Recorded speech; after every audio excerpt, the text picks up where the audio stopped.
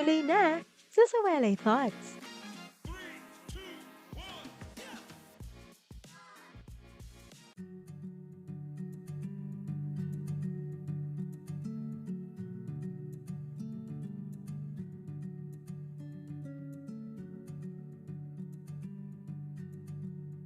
What's your multo?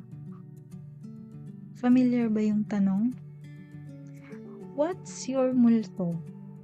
That's a trending question on my newsfeed based dun sa kanta ng Cup of Joe na ang title is Multo.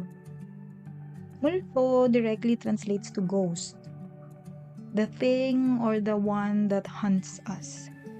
Pero the moment I heard the chorus of the song, I knew na yung multo na tinutukoy doon is hindi kagaya ni Casper. Multo are the memories, loss, and regret sa buhay natin.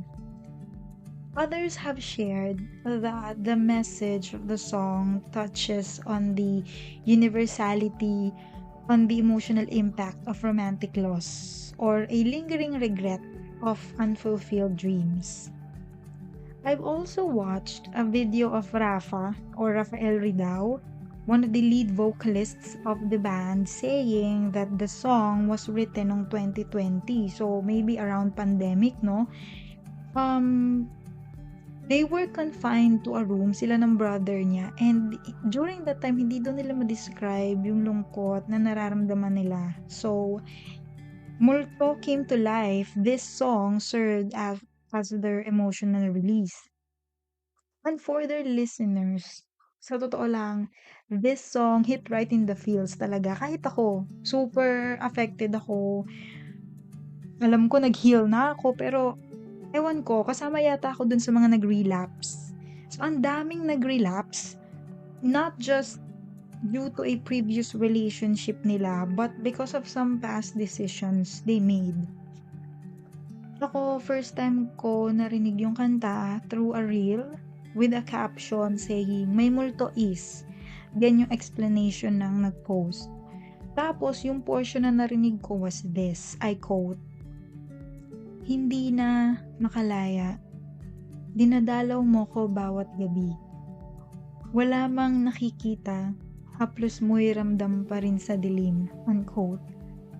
Those lyrics are very impactful and it literally describes yung emotional haunting, being haunted by a persistent memory na mahirap makalimutan kahit naman you're doing your best to move on. And since inspired yung song sa personal experience ng mga nagsulat, the song paints yung struggle of finding peace after losing something or someone dear to us. And it also expresses na you're trapped sa emotions mo and minumulto ka ng mga alaala na nananatiling malinaw at masakit. And also, yung song, it's not just confined sa heartbreak. It would also be about a lingering memory of an ambition or missed opportunities.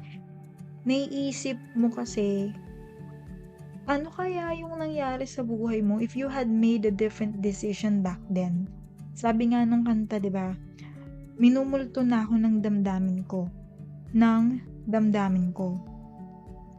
And I have other friends who are also fans of Cup of Joe. And nag-share kami kung ano yung mga multo namin.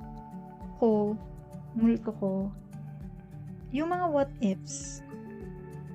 What ifs both from the past and the future. Like, what if I stayed? What if I responded differently? What if I tried harder? What if hindi namatay yung papa ko? The never-ending question of what if.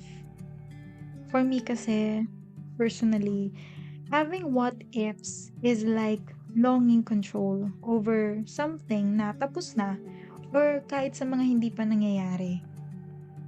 I'm sure marami sa atin yung ganito kasi madalas gusto natin, unawain bakit ganun yung nangyari or ano yung mangyayari so we can form closure dun sa situations na nagkakaroon tayo ng what ifs. However, with my personal experience pa rin, what we mostly fail to realize is that closure does not always come from understanding. Most times, it comes from acceptance. Acknowledging the reality and choosing to move forward. Mahirap man tanggapin madalas, maybe yung mga multo natin sa nakaraan are God's way of guiding us and protecting us from something na mas makakasakit sa atin.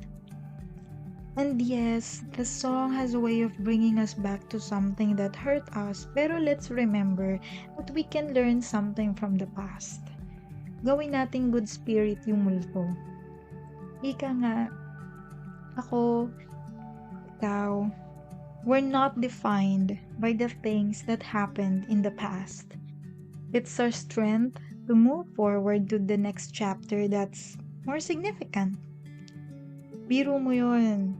Despite being hurt, we're brave enough to move past that pain and even move through the path kahit hindi malinaw.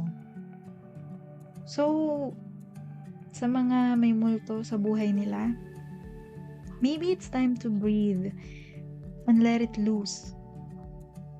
Pilitin man tayong sundan ng mga multo natin, we can always choose to move forward.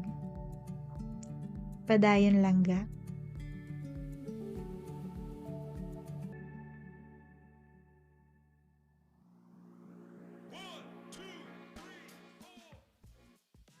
Ayan, salamat sa pagkikinig sa episode na to. Follow me on Instagram at Sawelay Thoughts and leave your comments there or sa Q&A portion ng episode na to. You may also follow this podcast to stay updated sa mga latest episodes. Ito po muli ang babaeng madaldal na walang makausap, daldal again next time, dito sa Sawelay Thoughts.